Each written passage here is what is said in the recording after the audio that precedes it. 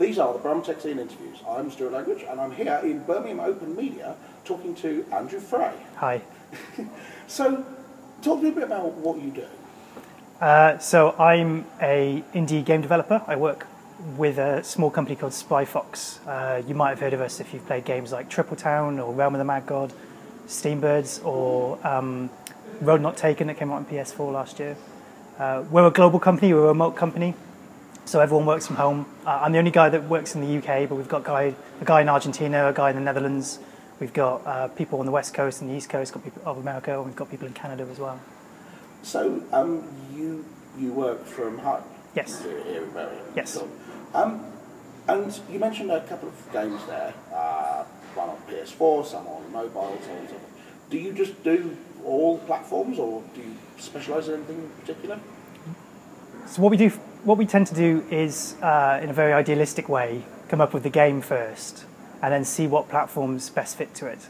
And that was kind of the case with Road Not Taken, which started off as what was going to be probably a mobile game, and then the game that it became obviously wasn't very well suited to mobile. It was a very single-player, long session type of game. So we ended up partnering with Sony on that and ended up bringing that to PS4, which I think is a very good suit for that audience. But then the games we're working on now, like the game I'm working on at the moment, that I can't talk about yet, is a mobile game, because it turns out that kind of game suits the mobile platform really well, so we've gone with that. Right, so you've got the freedom to work on whatever you want and the abilities to do so. How diverse I think is it? I mean, and people have been asking me to talk to games developers and people in Birmingham for ages, but I don't know much about it. If you think, okay, I'm a games developer, do you particularly think of yourself as a game developer for a particular platform, or is developing for a PS4 much the same experience as developing for an Android phone?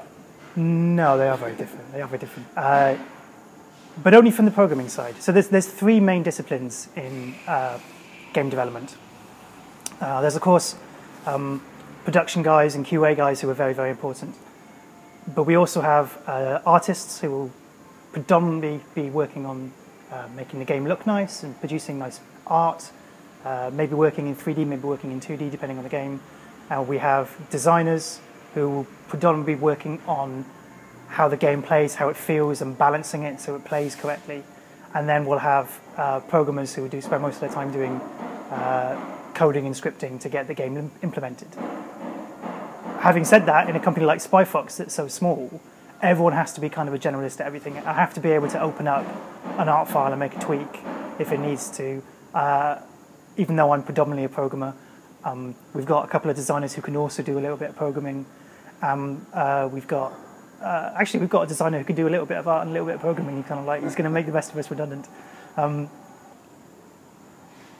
The concerns an artist might have might be how detailed I have to make these images and what kind of effects will I have available to me to make my art look good. So on mobile, you can't have a tremendous amount of overlapping things because that looks bad.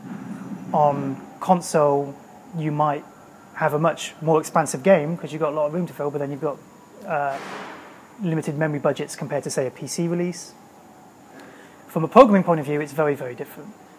You can combat that by trying to use some kind of cross-platform technology like the Unity engine or the Unreal engine, which will help you ship to multiple different platforms from one code base. But you still have to probably spend quite a lot of time profiling and optimizing for those different platforms to get the best experience. Right, so even if you're using something like Unity, you still have to individually tweak it for a console release, for a PC release, for a web Unity player release, for a mobile release, whatever. Definitely. And even if you're only at the very superficial level, you've got so many different resolutions, DPI levels, and screen sizes and screen aspect ratios on just Android that, if you want to do Android and iOS and maybe a Steam release as well, you're looking at so many different setups just to get your graphics laying out nicely, ignoring trying to get, say, in-app purchases working on two different platforms and trying to get ad providers integrated so you can have video ads and all that kind of different stuff. It does sound awfully complicated at times, I have to say. I mean, it surprises me sometimes the amount of work which goes into even a game that I consider relatively simple. It turns out that it took a game design studio 6 months to build it, full-time employment for 4 people. And you think, okay, well, so the indie game scene is sort of technically indie, but if your budget still needs to be £1 million before you even start, this is not quite the one dude in his bedroom kind of model that people have in mind when they think about indie games. 6 months for 4 people sounds like quite a small project to me. I wouldn't stop, honestly. See, at that point, you know, I kind of have in my head indie, which is 1, maybe 2 people doing a thing in their spare time, and then electronic arts. And basically everyone is kind of halfway in between them now. How much actual, I can't now use the phrase indie development. How likely is it that you could make a project as a very small thing and still have it be successful?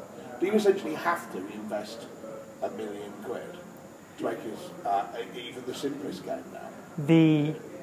Everything's getting very confusing this last 12 months. It used to be the case that in particular markets, so say on PC with Steam, you could make an indie game and as a one-person show, release it on Steam and if you could get it on Steam, that's the hard bit. If you could get it on Steam, then you could be relatively confident that you were going to make your money back. Recently, Steam have kind of opened the floodgates and it became very, very easy to get stuff on Steam, and it became therefore very, very hard to stand out in the crowd. So people have tried to combat that by increasing budgets. And it's a similar story in the mobile space, where on Android and iOS, it used to be the case that one person could be successful, and now it's becoming so dominated by free-to-play games, and not so much free-to-play games, but the same free-to-play games. It's like the 4 free-to-play games have been top of the App Store for 2 years, like Clash of Clans and Candy Crush and all the different derivatives of those games from the same studio, release multiple versions of those games, are just in the top bunch of the top grossing apps, and there's no way into that space. What you can do is try and go for like a premium indie feel, which is what a lot of people are trying to do. Things like Monument Valley are trying to go for that feeling, really pretty art, interesting gameplay, but that's not really the unique selling point of it. So, well, it is a unique selling point of Monument Valley, but the thing that everyone talks about is it looks so pretty. And so people try and stand out with that. And if you can do that, maybe you can get featured by the App Store. And then in doing that, you can make a return on investment, but you're not going to make... you're not going to be so confident of that because, you know, getting on being featured is such a lottery. So yeah, and the idea of going, well, okay, here's our plan to be successful. Make a game which is prettier than anything else in the world. It's a good aspirational goal to have, but actually pulling it off is something of a challenge.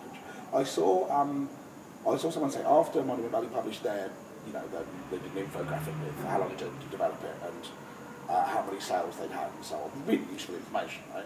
And someone said, so you can make money selling games on iOS. All you have to do is invest £1 million and 2 years and build the best game of the year, and then you'll make money. And then you make money. On the one hand, absolutely, and that's what everyone should be aiming for. On the other hand, if that's your only option, if it's literally go big or go home. And beyond that, even though this is like an incredibly successful indie game and made them, I can't remember what the number was, but it was like 4 times return on investment. My boss, Daniel Cook, was saying 4 times return on investment sounds fantastic, but it's not going to keep a studio going. Because indie games are such a hit, because all games are such a hit-based industry, you need to be making 10 times return on investment to keep yourself going for the next 3 flops you're going to have. Yeah. So that you can hit the big time of the next. All you've done is, with 4 times return on investment, all you've done is buy yourself a couple more lottery tickets. Yeah, you haven't retired. You could afford to at that point have your next game fall over before then making a big hit again. Yeah, and if you don't make a big hit 2 times, two rather than 1 hit every time. But yeah, this is not a sustainable business plan. So just about Birmingham a little bit. You run a game developers meetup, yes? Yes. What's the deal with that? So we're called Midlands Indies. Quite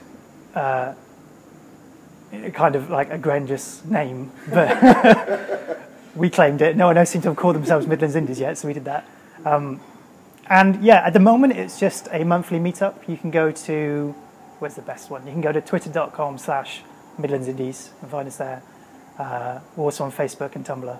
And we meet up on the second Wednesday of the month in the Wellington up the road, and we just have a couple of drinks and have a chat. At the moment, we'll see if it grows and what it grows into. Is your intention that it's for actual game developers, or are people who are interested in game development but not doing it welcome? Everyone will be welcome. We call ourselves Midlands Indies, and that's who we initially were, but also on top of that, there are lots of non-indies, like Codemasters would never call themselves indies, but anyone who makes games for a living or is interested in making games for a living is, of course, welcome to come on. Excellent. So the Birmingham game scene is still kind of developing, or game development scene is still kind of developing, but who else do you think that I should talk to? Who else would you like to see interviewed? Well, in Birmingham, it's kind of an offshoot of Leamington in terms of games developments, but you have got a big studio in Codemasters who make the F1 games where I used to work. I used to work for them for a couple of years. They make that out near Five Ways. And I think there's also a Rare studio. Microsoft's Rare has a studio here near the Custard Factory. Well, they did like a year ago. Oh, interesting. Yes, I think they're here. But if they do, presumably the people who work there aren't hanging out, or Microsoft are as far away from being Indies as you can possibly imagine. Yeah.